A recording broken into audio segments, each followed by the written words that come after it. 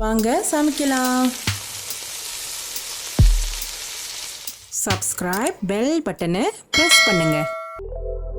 Hi friends, இது வாங்க சமைக்கலாம். இந்த செக்மெண்ட்ல என்ன சமைக்க போறோம்னா மீன் தலை குழம்பு, அதாவது கறி கப்பலை இக்கன்னு சொல்லுவாங்க.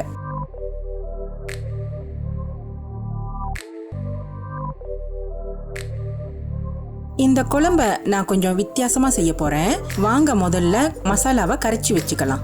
மீன் கறித்தூள் 4 டேபிள் ஸ்பூன், பட்டை மிளகாய் தூள் 3 டேபிள் ஸ்பூன், இதோட 1 டேபிள் ஸ்பூன் மல்லித்தூள் சேர்த்துக்குங்க. இதுல கொஞ்சம் கொஞ்சமா தண்ணி ஊற்றி முதல்ல கரைச்சிக்குங்க.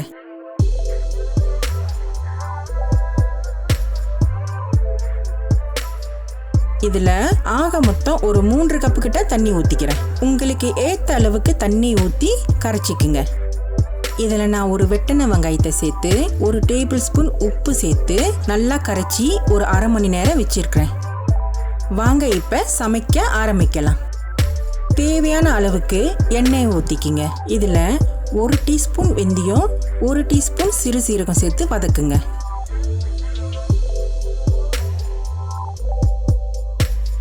இதோட இதுல 2 வெட்டின வெங்காயத்தை சேர்த்து 10 பல்லு பூண்டை சேர்த்து வதக்குங்க. இதை எல்லாத்தையும் சேர்த்து பொன்னிறம் ஆகிற வரைக்கும் வதக்கி விடுங்க.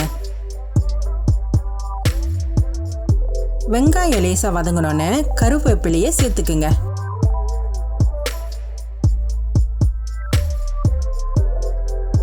லேசா பொன்னிறம் ஆனோன்னு வெட்டின 2 கத்திரிக்காய், 4 பச்சை மிளகா, 2 வெட்டின தக்காளி பழம், இதுல 1 டீஸ்பூன் மஞ்சள் தூள் சேர்த்துக்குங்க. சேர்த்து நல்லா வதக்கி விடுங்க. வதக்கின கையோட கரைச்சி வச்சிருக்கிற மசாலாவை எடுத்து இதுல ஊத்துங்க. எப்பயுமே மசாலாவை எண்ணெயில வதக்கிடுவேன். இன்னைக்கு நான் வித்தியாசமா கரைச்சி சேர்த்துக்கிறேன். இந்த மாதிரி செய்யும் போது இதுவும் ஒரு தனி ருசி கொடுக்கும். எல்லாத்தையும் சேர்த்து நல்லா கிண்டி விட்டு கொதிக்க விடுங்க.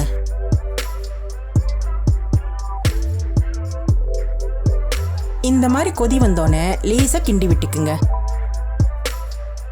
இந்த மாதிரி கிண்டி விட்டுட்டு கொதிக்கிற குழம்புல 1/2 கப் கரைச்சி வச்ச புளியை சேர்த்துக்குங்க. உங்களுக்கு புளிப்பு கூட வேணும்னா புளியை கொஞ்சம் கூடுதலா சேர்த்துக்குங்க. இந்த மாதிரி நல்லா கிளறி விட்டுட்டு உப்பு சேர்த்துக்கலாம். உப்பு பார்த்து போட்டுக்குங்க, ஏன்னா நம்ம மசாலா கரைக்கும் போது உப்பு சேர்த்துருக்கோம். கொதி வந்தோடனே 1 கப் அளவு தேங்காய் பால் ஊத்திக்கிங்க. நல்லா கிண்டி விட்டு கொதி வந்தோடனே மீன் தலையை சேர்த்துக்கலாம்.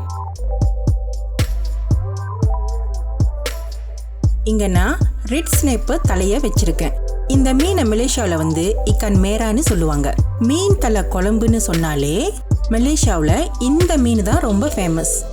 இந்த மீன் தலை 1 கிலோ கிட்ட இருக்கும். சுத்தம் பண்ணி வச்ச மீன் தலையை இப்போ நான் குழம்புல சேர்த்துக்கிறேன். கொதிக்கிற குழம்புல மீன் தலையை இந்த மாதிரி மெதுவா சேர்த்துக்குங்க.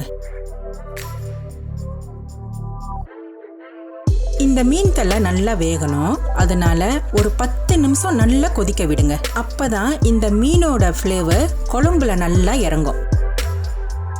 மீன் தலை ஒரு பக்கம் நல்லா வெந்தோன்னே மறுபக்கம் திருப்பி விட்டுக்குங்க. இந்த மாதிரி மெதுவா திருப்பி விட்டுக்குங்க. இது நல்லா வேகட்டும். நான் சொன்ன மாதிரி ஒரு 10 நிமிஷம் கொதிக்க விடுங்க. 10 நிமிஷம் ஆனோடனே இதுல 10 வெண்டைக்காய் சேர்த்துக்குங்க. வெட்டின 2 சின்ன தக்காளி பழத்தை சேர்த்துக்குங்க. கடைசியா ஒரு கைப்பிடி அளவு கருவேப்பிலையை தூவி விடுங்க. இதுக்கப்புறம் ஒரு 2-3 நிமிஷம் குழம்ப கொதிக்க விடுங்க. இதுலயே வெண்டைக்காய் நல்லா வெந்துடும். இங்க பாத்தீங்களா, மீன் நல்லா வெந்துருச்சு. வாங்க அடுப்பை அடைச்சிடலாம்.